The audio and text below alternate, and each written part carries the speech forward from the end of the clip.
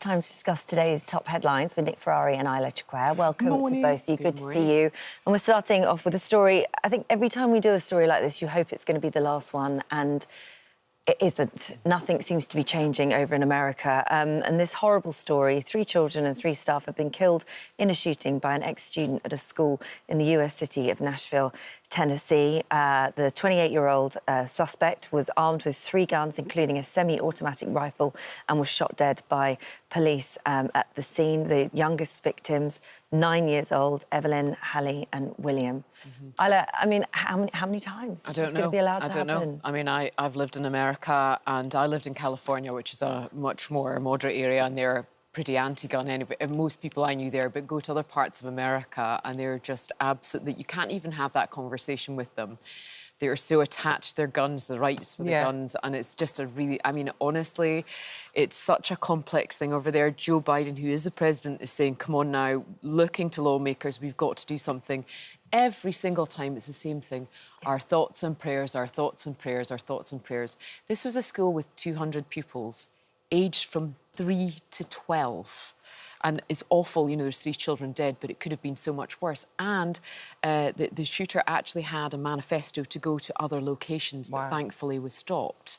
God, and this is, you know, this is the 129th mass shooting in America this year. That's just We're in March still. So it's just so you know, frightening. I don't know. Your question was, what's it going to take?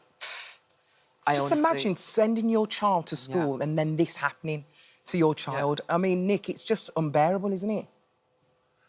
It's horrific, and sadly nothing will prise guns out of Americans' hands. It's in their DNA, it's in their psyche. They got quite close after the Columbine shooting that you may recall at the end of the last century, and they managed to ban, albeit briefly, assault rifles. Now, this is the most extraordinary thing, which I'm sure you'll agree with.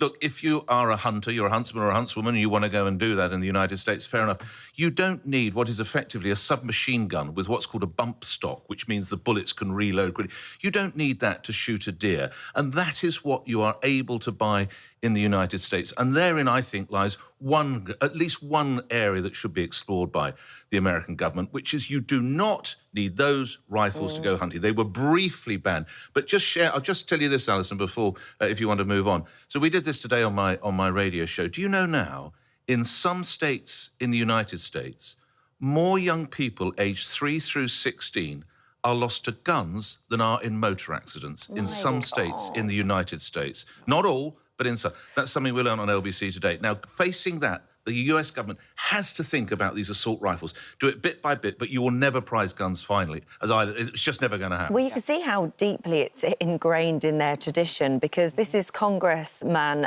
Andrew Ogles. He represents Nashville District, where this school is located. This is his wife, Monica, and 3 children holding guns on their Christmas card. This was their Christmas card. Unbelievable. Unbelievable. Let's move on to OK, let's move on to this other story. This is basically the party might be over for Airbnb owners, and guests could face punishment if properties are used as party houses under a new drive to stamp out antisocial behaviour.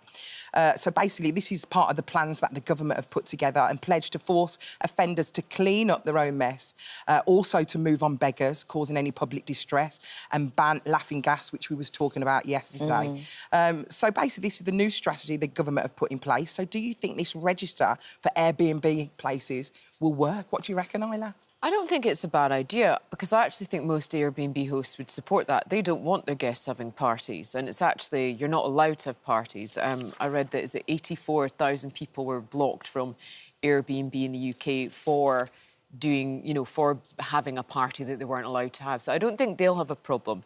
But my favourite thing in the list is that the litters is the instant finding community orders, and they have to wear a special jumpsuit. So it's basically you're shamed by... I mean, maybe they should wear this. I like that. So fashionable. It's like pyjamas.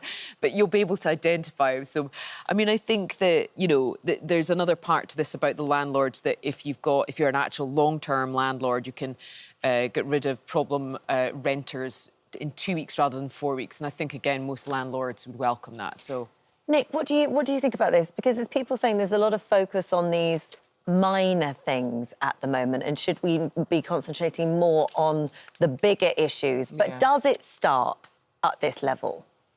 Well, you see, Holly, you've nailed it there, because when I first saw this, I thought, really, do people worry? It is a concern, but how much of a concern?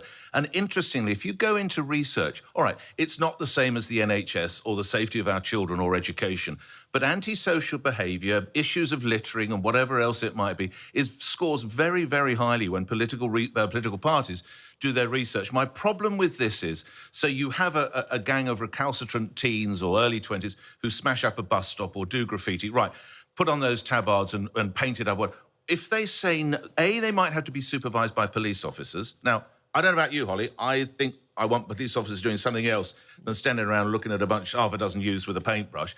And if they say no, what is your sanction going to be? Well, ultimately, you're going to take them to court, so you will chew up court time anyway. So, look, it's what all political parties do, by the way. I'm Conservatives, Labour, all of them. It's quite an eye-catching initiative. It's getting tough. We're going to do that. When you actually drill down to the detail, I think it probably gives you more questions than it does answers. That's a good point. Prince Harry is back. Took everybody by surprise yesterday at his appearance at the High Court in London. These are the legal proceedings about phone tapping and a privacy case against associated newspapers, publishers as the Daily Mail and the Mail on Sunday. It's important to say at this point that they absolutely say they have done absolutely nothing wrong here. But there are 7 high-profile claimants, including Sir Elton John, actress Liz Hurley, but also Doreen Lawrence as well. And she's claiming that the Daily Mail hired private investigators to hack her phone and obtain information on her murdered son, potentially disrupting the police investigation. I mean, this very sort of harks back to days of Leveson inquiry, doesn't it? Yeah, absolutely. And I'm not surprised to see Harry back for this, because I think, you know, he was seen yesterday with Dame Lawrence, and I think he's a big supporter of this. Plus, he's one of the claimants. And I think that this is really an important story. Interestingly, it wasn't on the Daily Mail today, because this is just the pre-trial. And the newspaper group is trying to stop the actual trial going ahead. So this is the pre-trial hearing as to why they believe it should go ahead. And more is going to be heard today. I don't believe that Prince Harry's going to talk, but I'm not surprised he came to be a strong physical backer to be in the country while it was starting off. What do you think? Huge marker in the ground, Alison, isn't it? The fact... I can't imagine that the associated newspapers, they published the Daily Mail and the Mail on Sunday. I can't imagine that the legal team were expecting him. I can't imagine they were particularly thrilled when they saw him get out of the car. The same with Sir Elton John.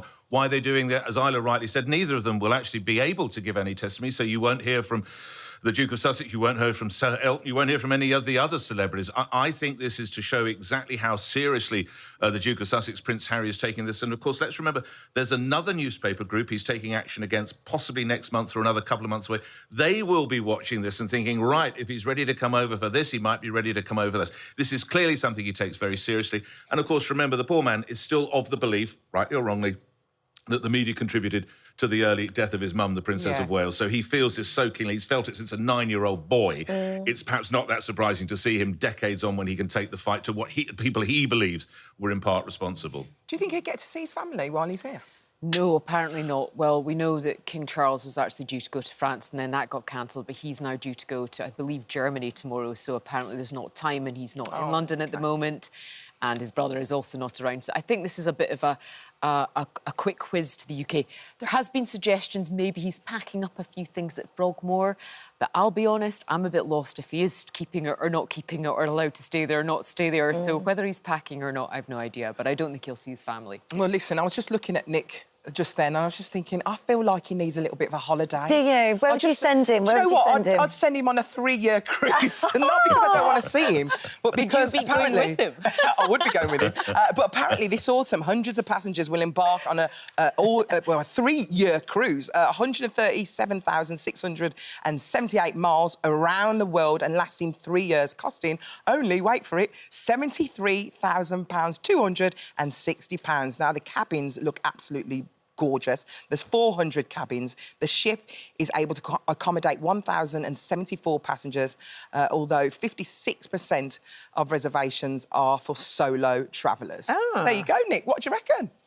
Well, yeah, I mean, it's the early mornings, Alison, that's why. And I haven't seen you for so long. Yeah, the problem is 3 years with the same people. In the past, I've struggled to go 3 years with the same wife.